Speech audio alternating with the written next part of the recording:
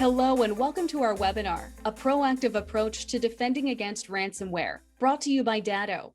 I'm your host, Katie Bavoso from the channel company. Cybercriminals have stepped up their efforts to exploit and extort organizations around the globe, leading Interpol to report a surge in cybercrime in 2020. But one attack method is becoming more popular at an alarming rate and is dominating headlines in the news: ransomware. Since 2018, ransomware attacks have been on the rise with devastating reach. Research shows that this year, more than 68% of businesses worldwide were victimized by ransomware. What is driving this trend, and how can you keep your customers safe from an attack? These are the questions we aim to answer today. I'm joined by Chief Information Security Officer of Datto, Ryan Weeks. Hi, Ryan. Welcome to the webinar. Thanks for having me. Thanks so much for being here. Let's dive right into our first segment called Where is the Risk? So Ryan, question one here is, ransomware attack patterns for the most part have largely not changed since 2018. So why are these attacks increasing and seemingly becoming more successful and destructive now? And of course, what are some MSPs or IT security teams not doing? The main things that have been happening since 2018 are really three things. One, credential compromises of MSPs leading to their tools being misused against them, primarily RMM platforms. But there have been pockets of other software solutions that provide privileged systems access to endpoints as well that have been leveraged. So really any tool that provides remote access, coupled with a credential compromise and lack of multi-factor authentication, still an alarming number of breaches that come across through that mechanism. You also have kind of the network compromise leading to tech workstation access. So your techs are traditionally logged into all of your platforms. And at the end of the day, when they sign off, they don't actually sign out of the tools. And so if an attacker can gain residence in the network, they can reuse those tech workstations and those logged in sessions. And we're still seeing that happen through fairly common mechanisms like unpatched edge networking equipment, weak remote access technologies or insecure remote access technologies like a remote desktop protocol being open to the internet. And so lots of ways those attackers are getting in. Of course, phishing is a huge method of trying to gain entry of access as well. And then the last is application security weaknesses in the technology itself that allow the attacker to attack the technology and not necessarily go through the MSP. And so 95% or more of all MSP attacks have fallen into that bucket, those three buckets. And so, yeah, it hasn't changed much. As to why it's increasing, there's a number of things. One, the ransomware threat actors have become very good at recruiting what's called an affiliate, which is the actual people that are delivering the ransomware to the customers for the ransomware group. Think of them as like salespeople, right? They're finding the targets and then delivering the payloads into that environment. And in return for doing that, they get a percentage of the cut. And so a lot of these ransomware variants have created very successful affiliate programs, and they're attracting some of the best cyber criminal talent that's out there. So that's one thing. The ransoms are increasing, which means more cyber criminals are pivoting to this vehicle over other types of cybercrime. So there's dozens and dozens of different types of cybercrime, but for the most part, you're not seeing a lot of crypto mining or distributed denial of service. You're seeing a lot more of those actors shift to ransomware because that's where the money is right now. It's also just kind of easier.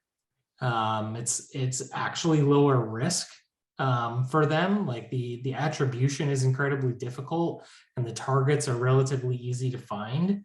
And so they're just kind of sticking with the ransomware model because it's paying off. And then you have the double extortions now where ransomware plus, hey, I'm gonna leak all the data I stole out of your network before I ransomwared you. That's become very effective because if you won't pay up because you have a good recovery strategy, maybe you'll pay up because you don't want your data leaked. And so they've created a lot of tactics which are making it increasingly more and more successful. And Unfortunately, it's just increasing. But the good news is there are a lot of things that you can do to protect yourself. This is not, being a victim is not a foregone conclusion with ransomware. There are things that you can do to keep yourself safe. I have a feeling we're going to talk about those coming up.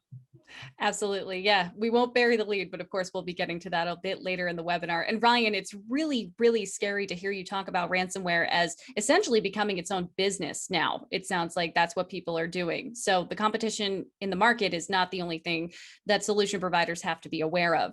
But let's go on to question 2. You talked a lot about the mistakes that MSPs, IT experts are doing, but what tools are often missing from businesses' security posture that could further limit the risk of a successful ransomware attack? Yeah, I love this question because it's the question that I get from MSPs all the time. Ryan, what tool do I need to add to my technology stack to make me safer? It's people, process, and technology. And so you do need tools. Right now, it's a challenge because a lot of the tools MSPs use are actually the things that are being weaponized against them. And so there's some challenging questions there in terms of tech stack, but I think what you have to assume is if your tools are going to be used against you, you have to take a layered approach. And so do you have things in place that will detect if your RMM has been compromised and is trying to deliver ransomware to your environment? Can those tools kill that process? Can it actually stop that threat from executing in your environment? And so there's, really what comes to mind there is tools like EDR and point detection and response and next gen AV. Those two terms are kind of increasingly becoming muddied to mean the same thing, but really it's kind of more advanced endpoint telemetry analysis to determine that something malicious is occurring. It's really more effective when it's paired with an MDR service, a managed detection and response service, which is someone that really knows how to monitor these things and that something bad is happening and can help you respond to them more quickly, right? That's why we have detection and response in the name, because it's not enough to detect, you have to respond when the detection occurs. And so those are becoming increasingly important.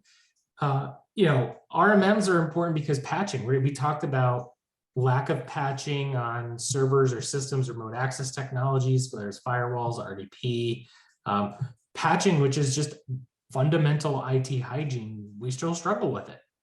And so you need a tool that helps you effectively patch your environment, which isn't fun. It's not the brand new, security hot item on the market to buy, but a lot of what we're dealing with is breakdowns in fundamental process. The other things that I think are essential for MSPs are single sign-on solutions that have strong MFA. You really need a single place to secure your identity and access management for all of your users. Think like Azure AD or Okta or Duo or something like that, where you're really having one secure configuration for authentication and you're managing all of your platforms with that in mind. That's really going to help you minimize your attack surface. I think everyone should have an effective password manager. Again, because credential compromise is just so pervasive. Things like storing your passwords in your browser, like the browser remember me functionality, totally insecure. You absolutely need to be using password managers, and email security tools are essential. And so you're like, Ryan, half this list you gave me is like nothing new. It's like the same old stuff. Yeah, it's true. But when you're focusing on tools, we need to be focusing more on getting out of the tools we already have. And before we move on to adding new tools into our environment, making sure that we're getting the full ROI and security benefit of the tools we already have. So my answer to that, my honest answer to that question when MSPs ask it to me is, you probably shouldn't go buy any additional tool. You should probably go back and look at the tools you have and make sure that you're using them to their kind of fullest capability and that you've adequately secured them. Once your house is in order, then you can start looking at where you're gapped. Use a framework like NIST Cybersecurity Framework or CIS version 8 controls and figure out where you really are gapped in terms of capabilities, and then make the tool decision based off of the people you have and the processes you need and what you can actually effectively operate for your environment. And that is different for everyone. And there's, we could talk more about technologies and things you need to have, but again, I would have people focus on the basics, because with the exception of like very advanced attacks against, nation state level attacks against vendors that, played in the defense, enterprise, and MSP space, most of the other attacks have just been basic hygiene related things. And so we're not really dealing with 0 days. We're not really, for the most part, not really dealing with nation states. We're dealing with threat actors that want to find an easy way in, which is really comes down to breakdowns in fundamental hygiene. So if you want to look at tools, look at what you already have before you start bringing something else in. Well, that makes me really interested to hear your answer for the third question in this segment. How should security teams be approaching cybersecurity differently since the onset of the pandemic? Probably a somewhat controversial answer here, but like nothing is different. It's just more of it. I mean, there's like, okay, so the acceleration to cloud, the acceleration of people from home, maybe you had some BYOD stuff accelerating there. So there's some unmanaged risk surface and things like that. But those are just more of the same problems that we've dealt with. There's nothing really net new here. So rather than worrying about, is there something I should be doing differently? It's go back to that framework, reassess where you're at and where you need improvement, constantly be seeking improvement based off of a benchmark. Don't be reacting to what's happening out in the world unless there is a massive change in tactic. And so, for example, right, as an enterprise, the nation state threat against a competitor of ours was a fairly substantial new development. It was a new way that an attacker decided to act against a target. And that was something that warranted a response as a software vendor, right? And so to me, that's like one of the big things that have come out of the past 2 years is that's a massive shift in tactic. We need to now be modeling that as we look at risk, as we do penetration testing, as we look at securing our environment. That's something that we need to do. For the most part, everything else is just keep making sure that you're doing the basic stuff right. Piggybacking off of that last thought about talking to those vendors and those changes in tactics, we're going to go into segment 2, be proactive, don't be a victim. Now, this is something that I know, Ryan, you're very passionate about, having this conversation between MSPs and their vendors. So first question here is, what is the biggest challenge right now from what you've seen that solution providers face when vetting a security vendor and the right security solutions? There's a lot here to unpack. I think number one, not enough MSPs are actually trying to do real diligence on their providers. And there's a couple of reasons for that. One, it's like the cobbler's kids analogy. They're taking such good care of the rest of the community that they service that they're not necessarily doing the right things to keep their own houses in order. And increasingly, we've been calling for MSPs to treat themselves as customer zero. Right, your first customer. You need to be getting your house in order before you help anyone else. Right, you got to put your oxygen mask on first before you put it on the kids. Part of that is having those tough conversations with your vendors, or figuring out how to have them, or the extent to which you're comfortable having them. Right, it's not downloading a questionnaire off the internet, sending it to them, having them fill out a bunch of responses, reading through it, and going, that seems right. Like, hey, vendor, what are you doing to prevent the same thing that happened over the July 4th weekend? What is the state of your application security program? How do you engage with the security research community that finds vulnerabilities? What's your SLA remediation for those vulnerabilities? Is it 60 days? Is it 6 days? Like, what are those things, right? And so I think it's actually better for MSPs to model their questions after something they're concerned about for their business, and have their vendors articulate to them how they think about that and whether or not they understand that and what they're doing both currently and plan to do in the future to protect them. And then from those conversations, you have to make risk-based decisions. The other big thing is just very simple. tell me the extent to which you're invested in information security. Your company is, right? What's the budget? What's the staffing level? Talk to me about your security program, right? On the cyber call, we did a segment with John Strand, and he had really fantastic advice, which is so simple. He said, if you ask a vendor about their security program and you get kind of evasive answers, that's a giant red flag, because anybody that has a security program that they're proud of will talk to you about it all day, every day.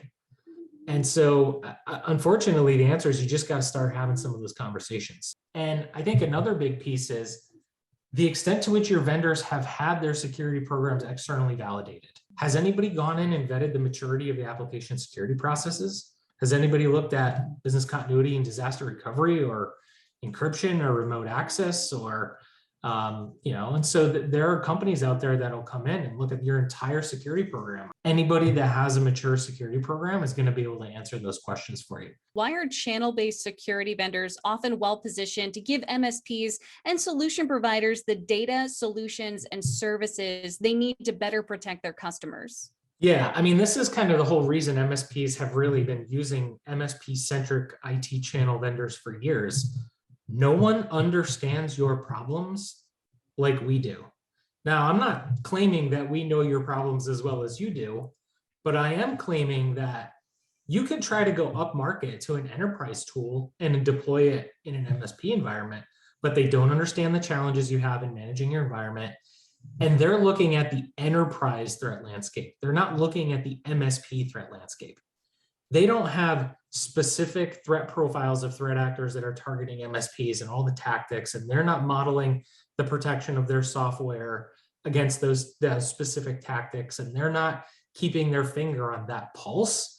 And so, I think the right thing is still for MSPs to be engaging with MSP-centric companies to provide them these tools, but also there needs to be again, accountability, and really from the MSP to the vendor. Again, starting to question those vendors is a great thing, but it's kind of, I've heard a lot of MSPs call it David and Goliath, right? What chance do I have against this giant? Well, it's called collective bargaining.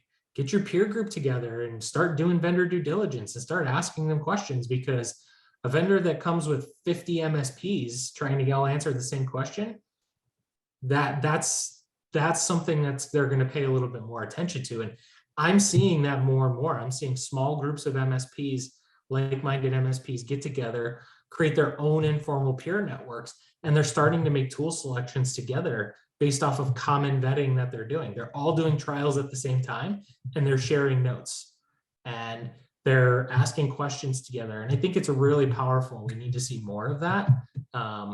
So hopefully that answers that question too. Yeah, powers and numbers. Thanks, Ryan. Moving on to the last question in this segment. Starting today, let's call today day one for the viewers who are watching. What can MSPs do to reduce their risk and their clients' risk of a ransomware attack over the next 30 days? Yeah, this is a fantastic question. There are probably 3 or 4 things I would tell you to do. The first thing is go, the Center for Internet Security, CIS, puts out CIS Controls version 8. They have a free tool called CSAT. It's actually a tool where you can actually do a self-assessment against your environment relative to the critical controls. And I think every MSP should be doing a benchmark assessment against implementation group 1. Bar none, every single MSP in the IT channel should be working towards implementation group 1. There is no reason not to do that. And that's a pathway ultimately to getting yourself NIST CSF compliant. But that's your first step. So go do that. That's going to help you figure out where you're gapped. Number 2, threat-informed defense. Understand the threats that MSPs are facing. I've given you a bunch of threat intelligence in this webinar. All of that is actionable intelligence. I've told you 3 ways that 95% of all MSPs get breached. Go back, and from a risk-informed perspective, now that you know your enemy, what they're doing to compromise you, go back and look at your control stack and your people and your process and make sure that you're adequately defended against those things. because that's the most likely way that you're going to get hit. And really go back and look at those foundational and fundamental things. The other thing is this crisis, I'm calling it the crisis of confidence in vendors, right? You've had two major MSP vendors get whacked this year, and then you've had Microsoft Exchange have three different types of remote code execution vulnerabilities, plus Print Nightmare, which is a whole separate debacle. There's a lot of crisis of confidence when it comes to vendors. And so this is an area where you can either throw your hands up and be like, everybody's horrible. What chance do I have? That's the victim thread. You need to throw that topic away. That line of thinking needs to get thrown away. And you need to say, what can I be doing to adequately assess the risk of my third parties? And you need to start asking those questions. The last thing I would say is you really need to go back and understand what you have. Like, you really need to work on that control group 1 stuff, your asset inventories. With that threat-informed defense, if you know what you have and you know how it's all connected together, you can overlay those threat actor tactics on top of your data flow diagram, and you can determine where you might have weaknesses, where you might need to actually improve some of your capabilities. And really that's all going into threat-informed defense. So like, you really need to be making risk-based decisions for a threat-informed defense. And the way you do that is through engaging with your vendors, following a framework, and understanding your enemy, the threat actors that will target you, and trying to close off the most common holes that they seek to exploit. If you do those things in the next 30 days, you will have materially improved your security posture. Brings us right into our final segment, Ryan, get the right tools. First question here, how can remote monitoring and management tools help MSPs, and what should they be aware of when looking for RMM tools? You mentioned earlier, there's obviously challenges involved with this, so how can they do the right stuff here? Yeah. I've been fielding this question a lot of like, should I get rid of my RMM tool?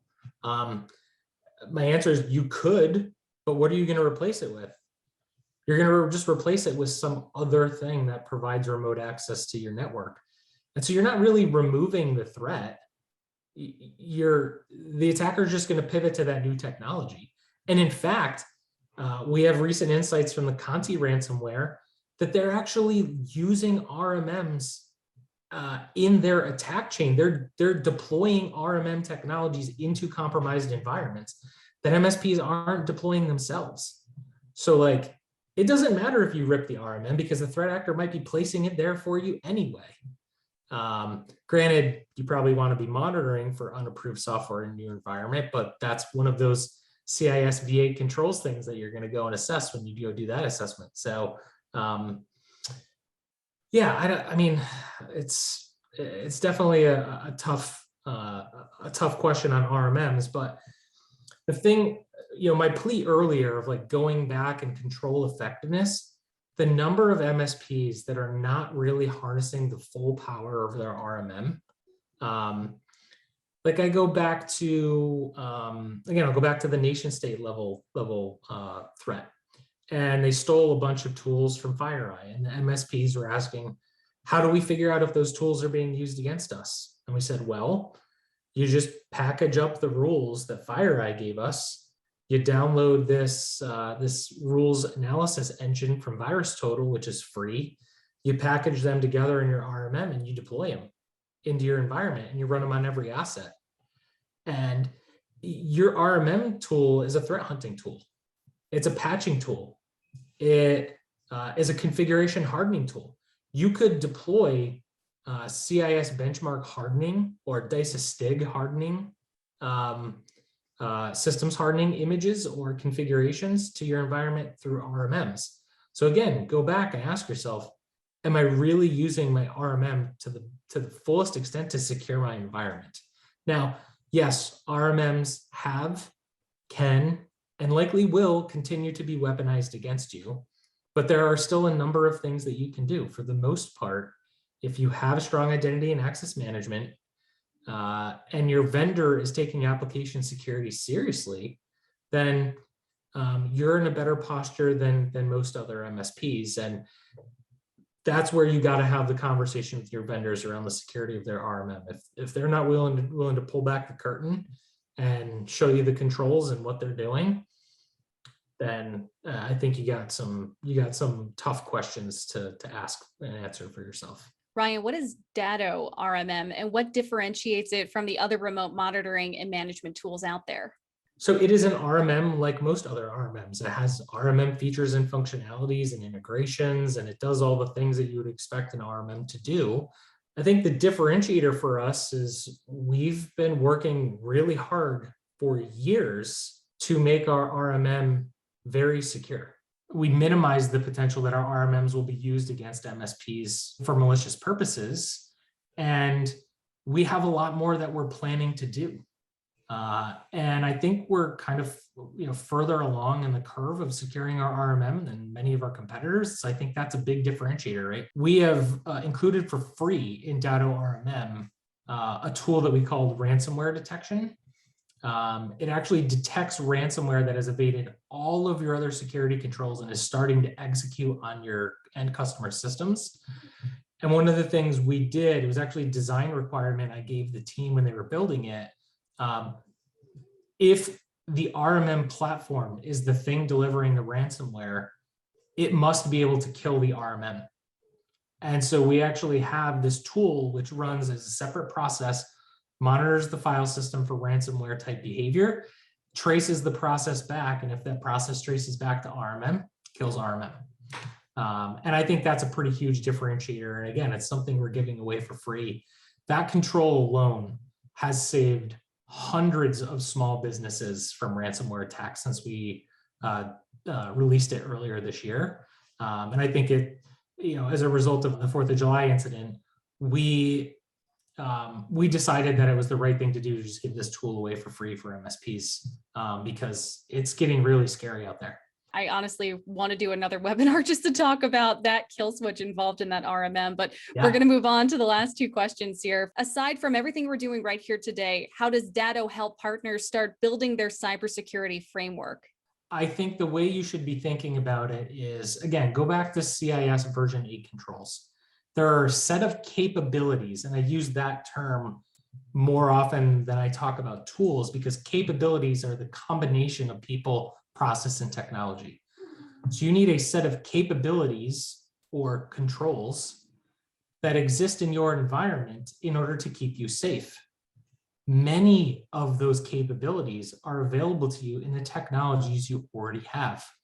I would argue that most of the controls in the kind of endpoint security, endpoint hardening, and like systems baselining and systems configuration can all be handled by RMM.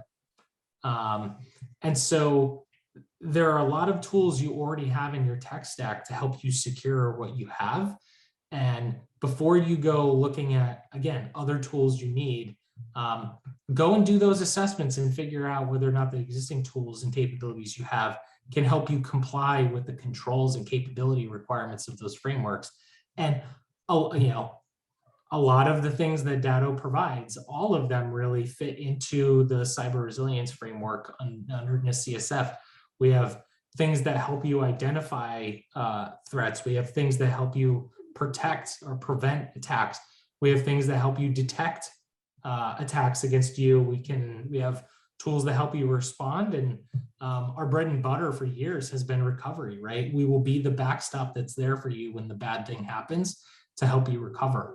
And so I think we just need to start looking at our controls that we already have a little bit differently because any of the capabilities that most vendors provide can be dropped into that framework. You just have to do the work of figuring out how you're going to leverage your unique tech stack to solve those challenges for you and for your customers. Ryan, last question in this video webinar today. What else differentiates Datto from a security perspective and what makes it channel friendly? From a security perspective, Datto hired me 4.5 years ago almost. So we're coming into year 5. I've built out a really, really amazing team of security professionals. And I have 30 direct to me. Before the end of the year, we'll have another 30 distributed throughout the company. That's a fairly substantial security team, especially given the overall size of the company. So very material investment in doing security really seriously at Datto. And I don't know that there are many other solutions providers in the IT channel space really seriously staffing and investing in security and process maturity to the level that Datto is. Like our desire to have an extremely mature, cutting edge security program is very high, to the point where we're doing things that, like, a portion of financial services, healthcare, and technology professionals do, right? We're building a quantitative risk program, which is mostly unheard of. Most people just do qualitative, right? It feels like high, feels like medium, feels like low. We're actually doing numbers-based risk analysis of our risks to determine what our exposures are and what are how much we should be willing to invest in fixing things. And that really just speaks to the desire to have business-centric security conversations at Datto. And I think our maturity is extremely high. And we haven't even achieved what we think good looks like yet. Ryan, thank you so much. This has been such an incredible conversation today, and I really appreciate your time. And of course, thank you at home for joining our webinar, A Proactive Approach to Defending Against Ransomware, brought to you by Datto. If you'd like to learn more about how to protect yourself and your clients from ransomware and how Datto can help, you can visit the web address on your screen. I'm Katie Bavoso. Stay safe, and thanks for watching.